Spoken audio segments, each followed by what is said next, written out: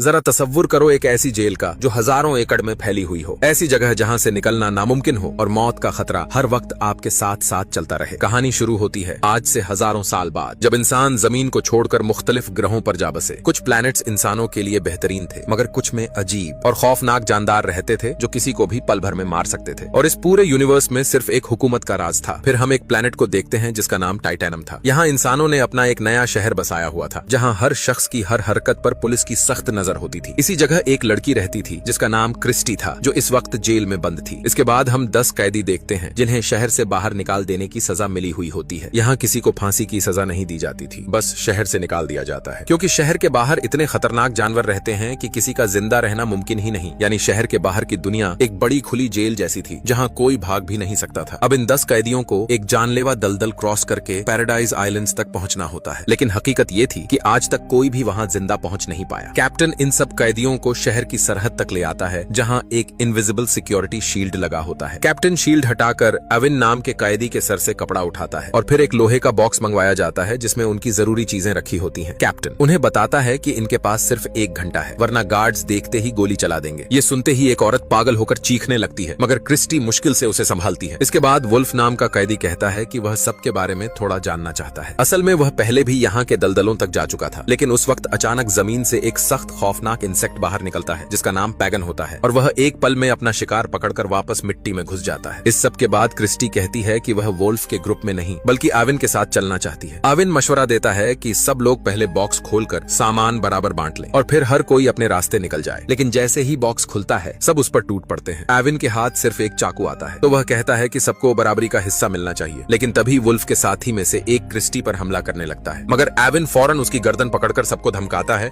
कि अगर किसी ने किसी पर वार किया तो नतीजा बुरा होगा। आखिर में वुल्फ उन्हें उनका हिस्सा दे देता है। फिर एविन कहता है कि मेरे हिस्से में जो खाने की चीजें आती हैं वो मुझे ना दो, बदले में मुझे वो खाली बॉक्स दे दो। ये सुनते ही वुल्फ खुशी खुशी मान जाता है। इनमें ये सब हो ही रहा था कि महल की तरफ से अचानक आवाज आई कि कैदियों को फौरन यहाँ से निकलना होगा। ये सुनते ही वुल्फ ने अपनी टीम को तुरंत आगे बढ़ने का हुक्म दे दिया। उस वक्त एविन और क्रिस्टी ने वो भारी बॉक्स कमर से बांधा और दोनों अपने रास्ते की तरफ निकल पड़े, मगर अचानक महल की तरफ से इन पर अटैक होने लगा और सब लोग पत्थरों के पीछे छुपने पर मजबूर हो गए। एविन को उसी पल अंदाजा हो गया कि ये हमला असल में उसे ही खत्म करने के लिए किया गया है। एविन ने क्रिस्टी को नीचे झुककर बिल्कुल आहिस्ता आहिस्ता रेंगते हुए आगे बढ़ने को कहा। कुछ ही देर में दोनों एक सुरक्षित जगह तक पहुंच गए, लेकिन एविन ने देखा कि वुल्फ की टीम पीछे से उनका पीछा कर रही है। थोड़ी दूर जाने के बाद क्रिस्टी ने पूछा, क्या सच में पैराडाइज आइलैंड नाम की कोई जगह है भी? एविन ने सांस भरी और बोला, अगर वो मौजूद न होती तो हुकूमत हम पर हमला क्यों करती? एविन बताता है कि वह पहली बार इस रास्ते पर जा रहा है, लेकिन फिर भी उसे पूरा यकीन है कि वह वहां जरूर पहुंच जाएगा। पता चलता है कि कुछ साल पहले